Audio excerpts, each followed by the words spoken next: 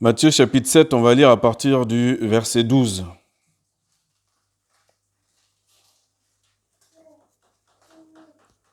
Matthieu chapitre 7 au verset 12.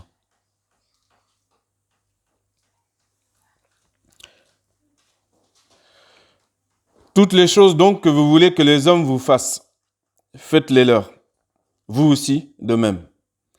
Car c'est là la loi et les prophètes. Entrez par la porte étroite, car large est la porte et spacieux le chemin qui mène à la perdition. Et nombreux sont ceux qui entrent par elle. Car étroite est la porte et resserré le chemin qui mène à la vie, et peu nombreux sont ceux qui le trouvent.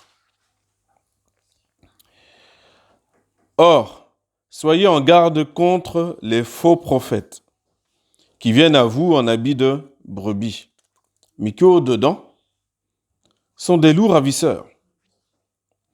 Vous les reconnaîtrez à leurs fruits.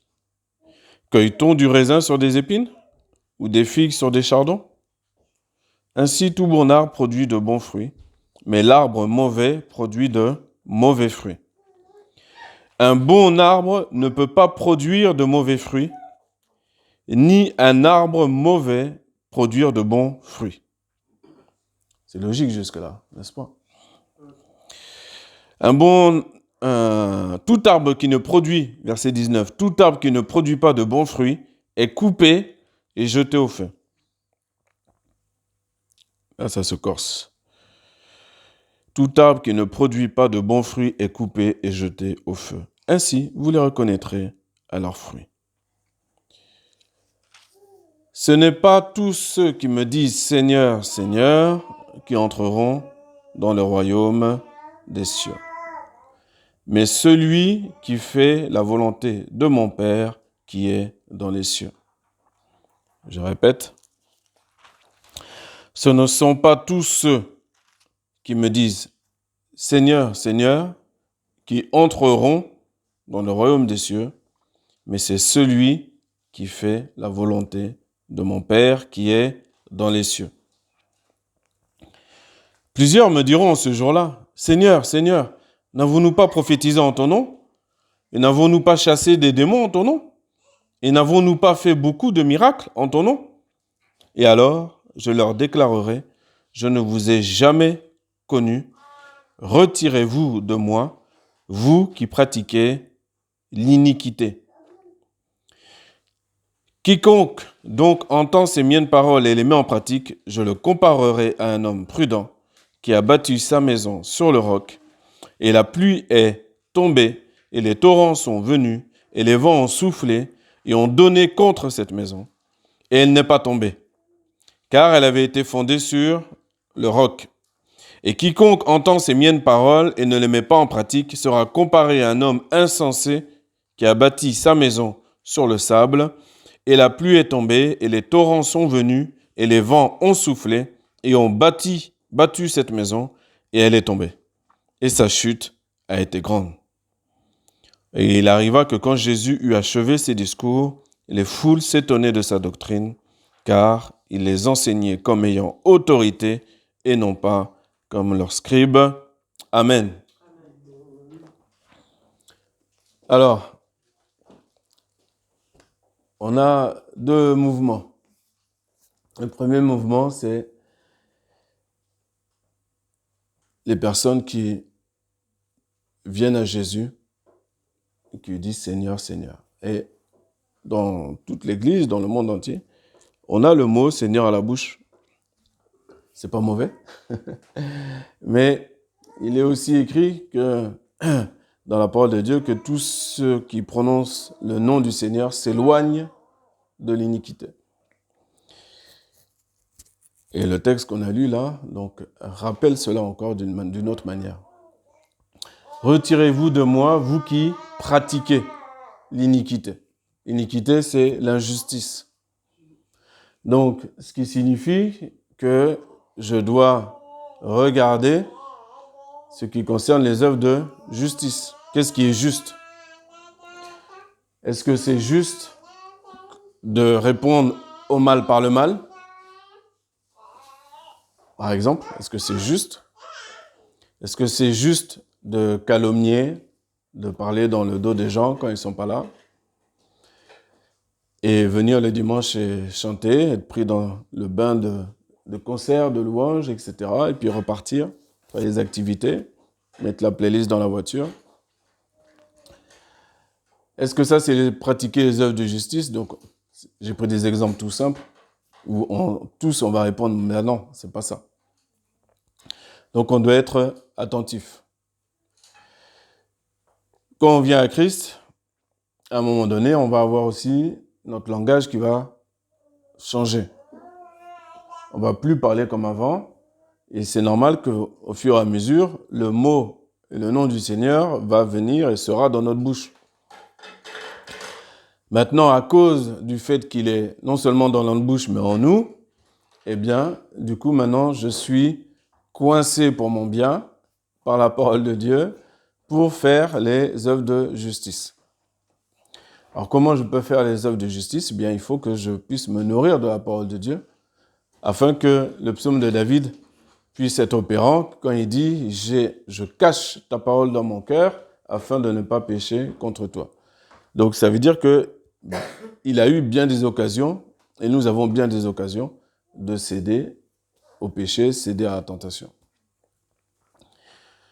Donc, plus la parole de Dieu est en moi, plus je vais avoir de la force pour ne pas céder.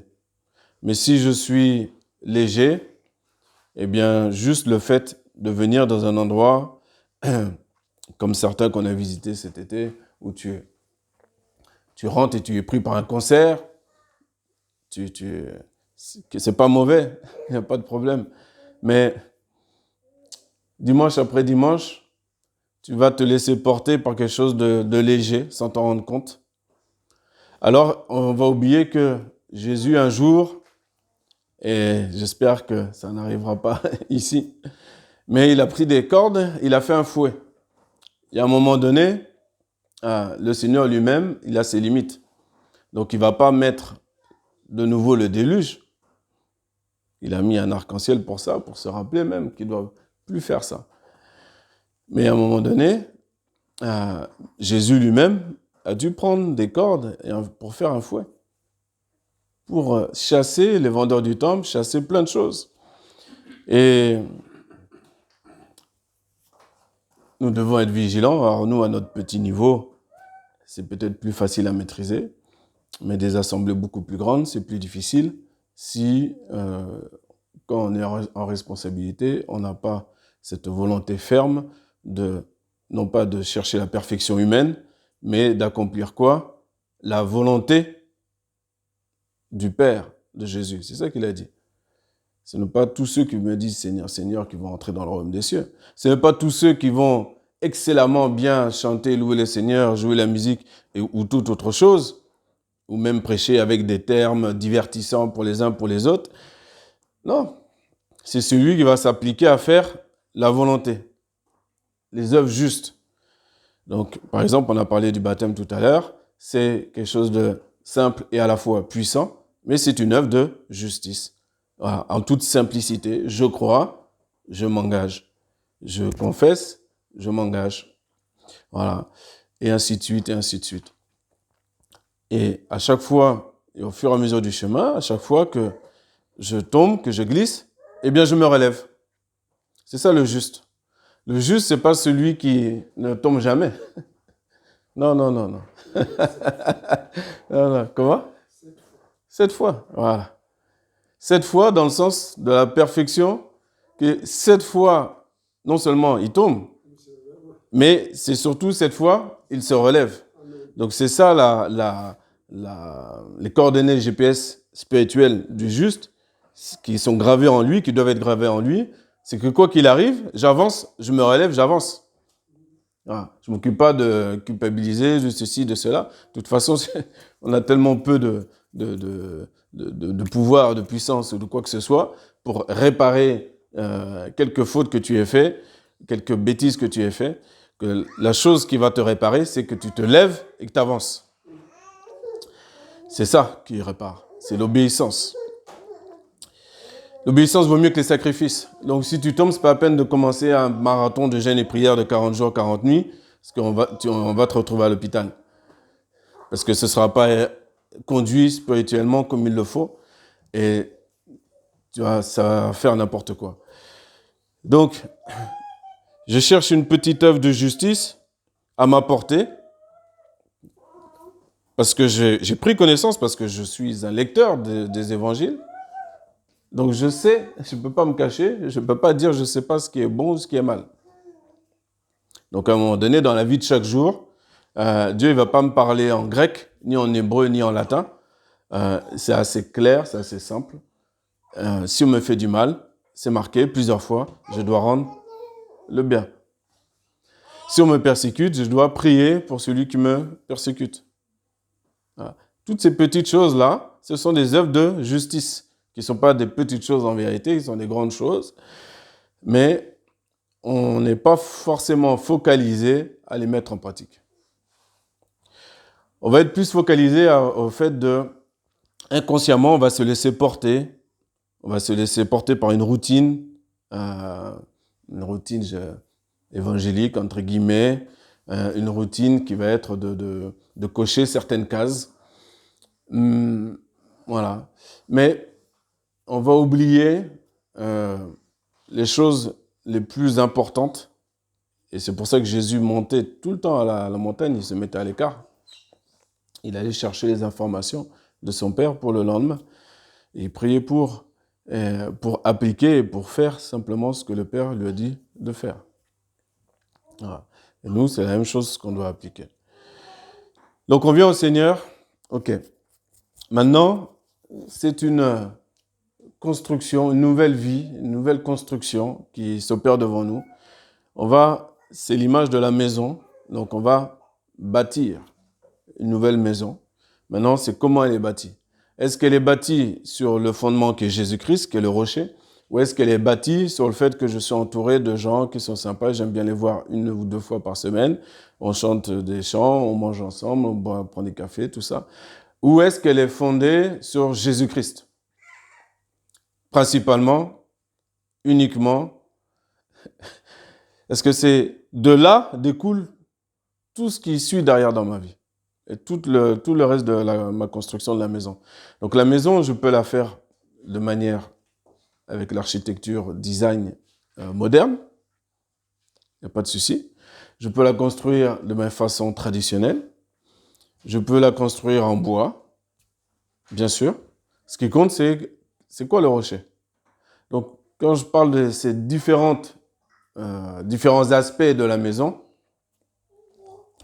je parle que chaque vie chrétienne est particulière. Ce que Dieu a prévu pour toi, c'est différent que pour ton frère ou pour ta sœur. Et ce qui fait que tu as une identité propre qui va s'exprimer. Et les dons que Dieu donne à l'un, il ne les donne pas forcément à l'autre.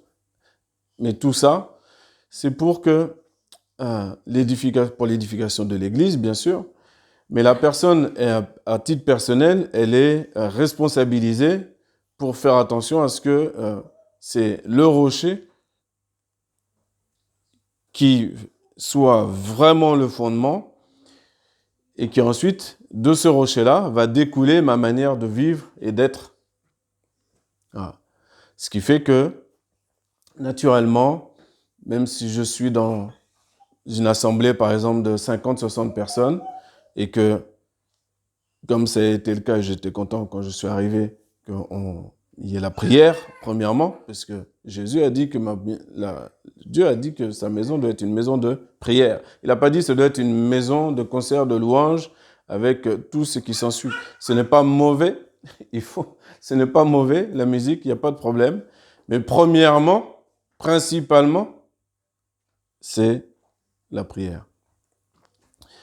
Et de la prière, ensuite, le Seigneur place ce qu'il faut pour que les chants, la louange, tout découle, les paroles de connaissance, les prophéties, tout ce que vous voulez derrière.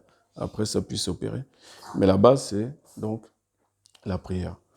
D'ailleurs, c'est pas pour rien qu'on nous a dit prier sans cesse. Donc, il y a la prière quand je suis dans ma chambre. Jésus le dit. Entre dans ta chambre, ferme la porte derrière toi, et ton Père qui voit dans le secret, eh bien là, il va te récompenser. Donc, et il y a la prière avec mon frère ou ma sœur. Et c'est ça, discerner le corps. Donc quand je suis dans ma chambre, je peux prier 3h30 de suite d'affilée, ce n'est pas un problème. Et c'est là, dans ma chambre, que je dois tout dire, tout déverser. C'est là. Quand je suis avec mon frère, ma sœur, je discerne le corps de Christ. Donc,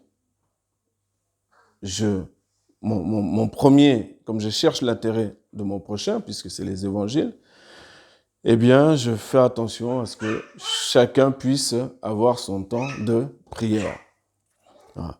Et c'est ça, à ce que, non seulement ici, mais partout, puisque j'ai parlé des différentes assemblées visitées, mais ça, c'est quelque chose où on doit être attentif. C'est plus facile de chanter pour l'être humain et de se laisser porter. On attend qu'un démarre, hop, on le suit, tout ça, etc. Mais prier, vous voyez, c'est la différence. Vous voyez que c'est un peu différent.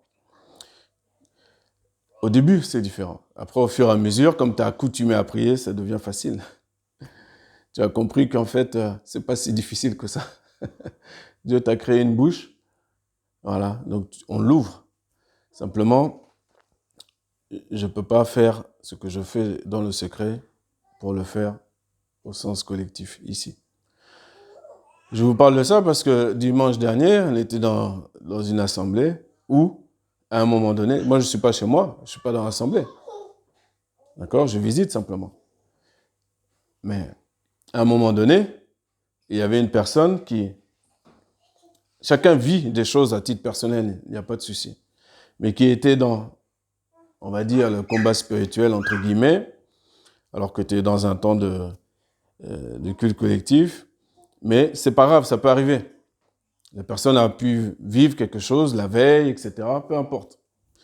Maintenant, il y a un temps pour tout. C'est-à-dire que ça se poursuivait. Donc il y avait des gens autour, nous on était à côté. Et bien forts, bien, très exubérants, etc. Bon. Et à un moment donné, j'observe, je vois les frères qui sont autour, ceux qui sont là depuis longtemps. Est-ce que quelqu'un bouge ou quoi? Personne. Bon. Les prières et les paroles de la sœur qui priait étaient pas mauvaises. C'était bon, il n'y a pas de souci. Mais elle était partie sur un marathon d'1 heure, 1 heure et demie. Sans problème. Voilà. Commence à se mettre à genoux. Tu peux, quand tu es dans ta chambre, là, dans le lieu secret, c'est là qu'il faut se mettre à genoux. Il n'y a pas de souci. Mais nous, il y a une partie de nous qui, on ne se rend pas compte, on ne fait pas attention. Comme on laisse notre chair évoluer comme elle veut, eh bien, on ne se rend pas compte qu'elle aime aussi démontrer qu'elle est là. Et tu vas te mettre à genoux pour montrer aux gens que tu as piété. C'est pas que tu es mauvais foncièrement, mais c'est ce qui se produit. C'est le fruit qui se produit. C'est que ta chair domine. On se laisse emporter sans maîtrise. Donc, à un moment donné, j'ai été voir la femme pour lui mettre la main sur l'épaule, lui dire tout doucement, tranquillement, en toute douceur, qu'elle peut se lever, que j'allais dire son règne est fini. Son règne n'est pas fini, mais je ne pense pas qu'elle avait une volonté de spectacle non plus. Mais en tout cas, son temps était fini. Il fallait arrêter. Parce qu'elle n'est pas seule. Et tu as des plus jeunes, des moins jeunes, tu avais toutes sortes. On n'est pas tout seul. On n'est pas tout seul. Donc, on doit être vigilant. Tu en as qui sont là, ils viennent pour la première fois. Tu en as qui sont jeunes. Tu en as qui sont plus anciens mais qui ne bougent pas. À un moment donné, qui qu'on soit, on doit être responsable et responsabilisé pour faire attention les uns aux autres. Ah. Et j'ai bien sûr fait attention d'être conduit aussi. Et c'était conduit et la personne n'a pas hésité, s'est levée et retourné à sa place tranquillement. Bon. Cherchez à faire la volonté du Père. Même si moi, ça ne me plaît pas de déranger quelqu'un qui est en pleine exubération, mais ce qui compte, ce n'est pas que ça me plaise ou pas. Ce qui compte, c'est est-ce que ceux qui sont autour sont dérangés ou pas. Et s'ils sont dérangés, eh bien, l'offrande qu'ils sont venus apporter, eh bien, ils ne la portent plus. Ou alors, ils vont la porter vite fait, du bout des lèvres, ou autre. Et si encore en plus, tu es dans un endroit où la louange et le concert de louange est mis en avant plus que la prière, ah bah là. Donc dimanche après dimanche, mois après mois, année après année, eh bien, on forme des disciples ou on forme des je sais pas quoi. Donc on doit être vigilant. On doit être vigilant.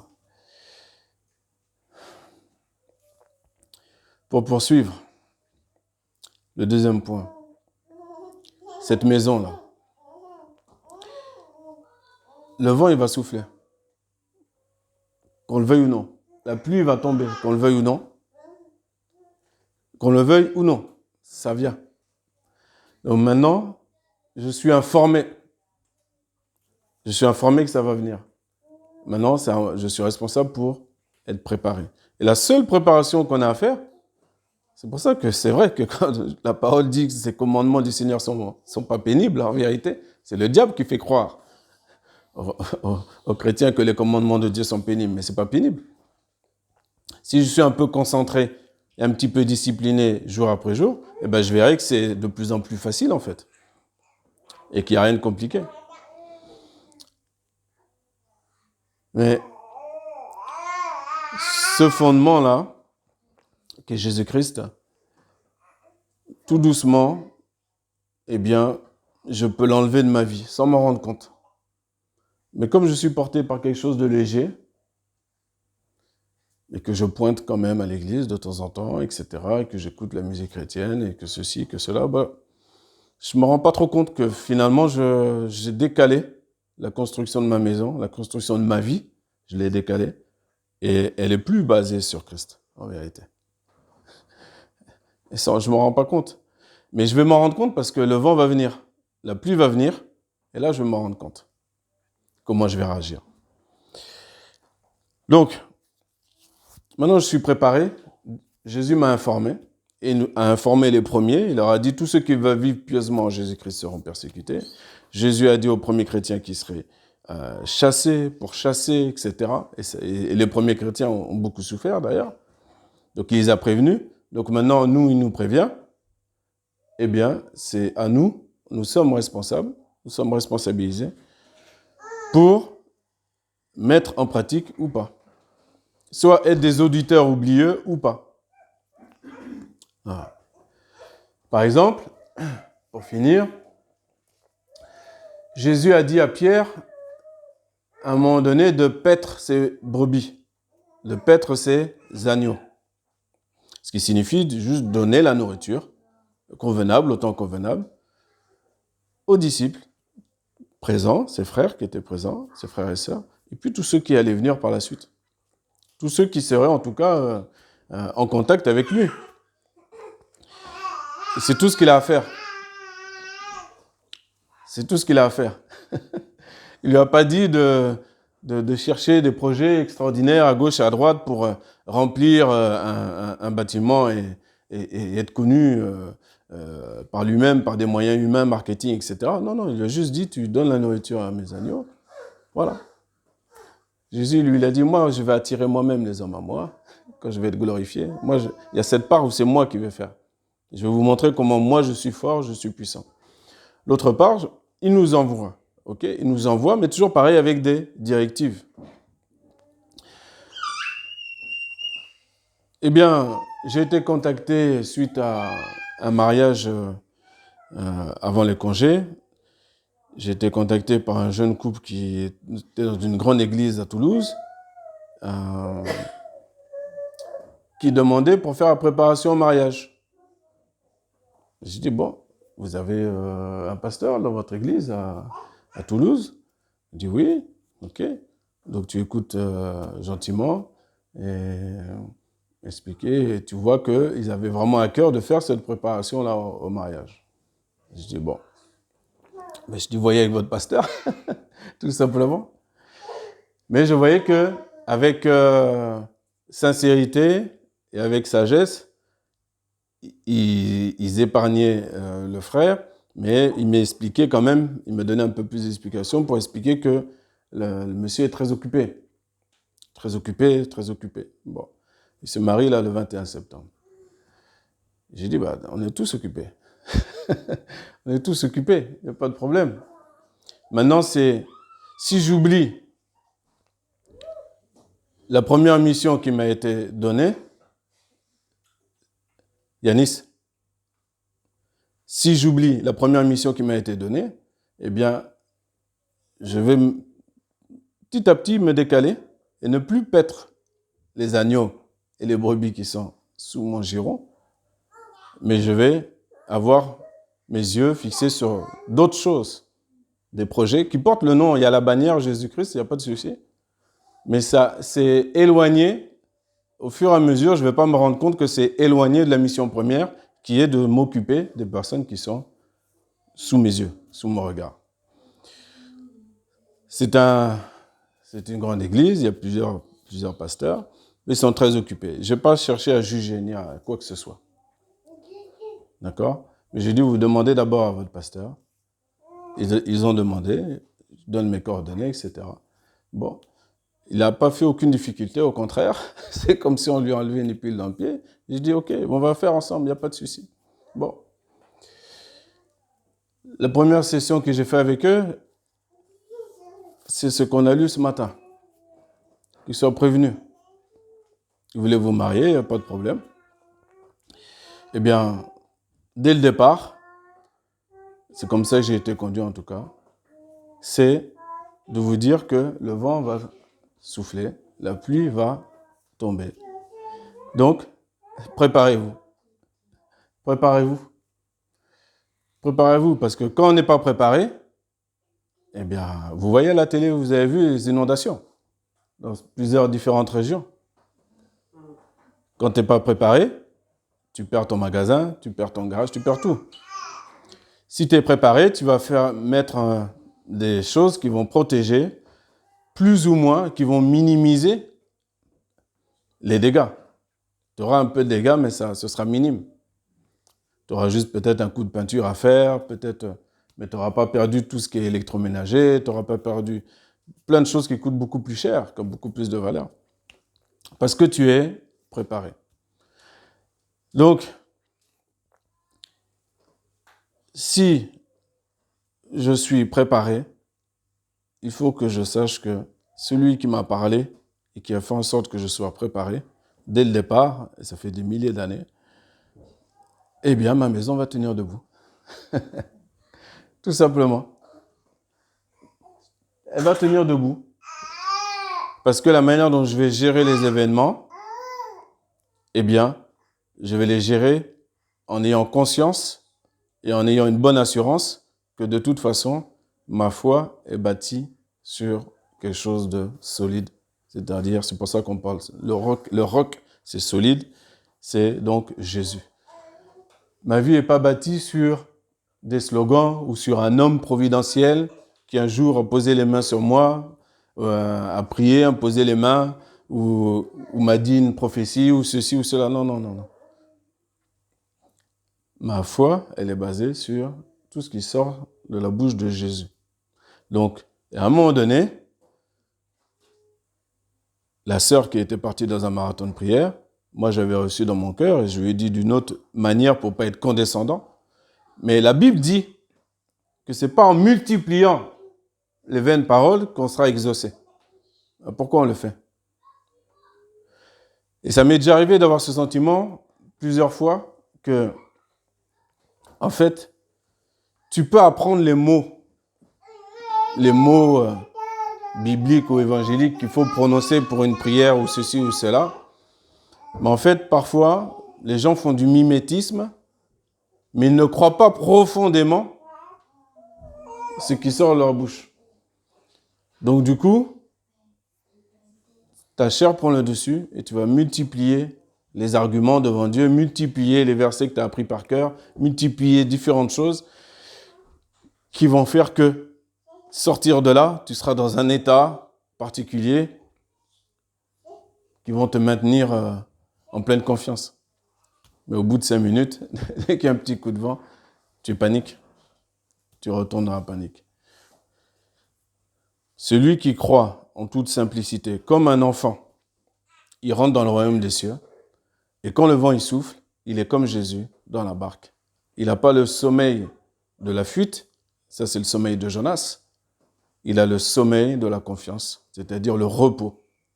Le repos, il est dans le repos, il est dans la tranquillité. Et il sait que son Dieu ne l'abandonnera jamais. Dieu est responsable de tout ce qui sort de sa bouche, et ce qui sort de sa bouche est certain et véritable. Donc, il a dit qu'il n'y a rien qui peut nous séparer de l'amour de Christ. Rien. À partir du moment où c'est dit, ça doit être implanté dans mon esprit, implanté dans mon cœur. Et maintenant, toutes sortes de tempêtes peuvent venir. De toute façon, il y en a un qui m'aime. S'il y en a qui ne m'aiment pas, c'est pas grave, il y en a un qui m'aime. Celui qui m'aime là, il ne va pas me tenter au-delà de mes forces. Il ne va pas faire en sorte que je parte en dépression. Bien au contraire. Bien au contraire. Non. Il va faire en sorte que je me relève et que j'avance. Que j'avance en le remettant comme fondement, comme rocher de ma foi, de ma vie. Ce n'est pas le fait, je répète, je finis avec ça, je répète lourdement, mais c'est important. Ce n'est pas la chanson qui me certifie en Christ. Ce n'est pas le fait de venir et participer à toutes les réunions. C'est une bonne chose, bien sûr. Mais ce qui me donne cette confiance, cette assurance, cette stabilité en Christ, c'est la foi. C'est la foi dans la parole de Dieu. C'est la foi dans la parole de Dieu. Comme ce qui est écrit selon Hébreux chapitre 4, les premiers versets, c'est écrit que l'auteur parle de certaines personnes qui ont entendu, qui ont été évangélisées comme eux, mais cela ne leur servit de rien, il dit, parce que ce n'était pas mêlé avec la foi. Donc, quand Dieu me dit que Jésus est avec moi tous les jours jusqu'à la fin du monde, j'ai juste à le croire. Si je le crois, déjà, je peux aller loin, je peux tenir loin. Je peux tenir loin. Crois seulement. C'est ce que le Seigneur nous dit ce matin. On croit avec justesse, justice. C'est-à-dire, je ne crois pas n'importe quoi. C'est Dieu, tout ce qui sort de la bouche de Dieu que je crois principalement et seulement. Et de là, eh bien, découle après ma vie. Voilà. Et pour ça, il faut que je me nourrisse de la parole de Dieu pour voir qu'est-ce que Dieu dit exactement. Parce que, pas qu'est-ce que le pasteur dit, pas qu'est-ce que le frère ou la sœur dit, même si on peut dire des bonnes choses, il n'y a pas de souci, mais qu'est-ce que Dieu dit. Voilà. Ça, c'est important. Prions le Seigneur.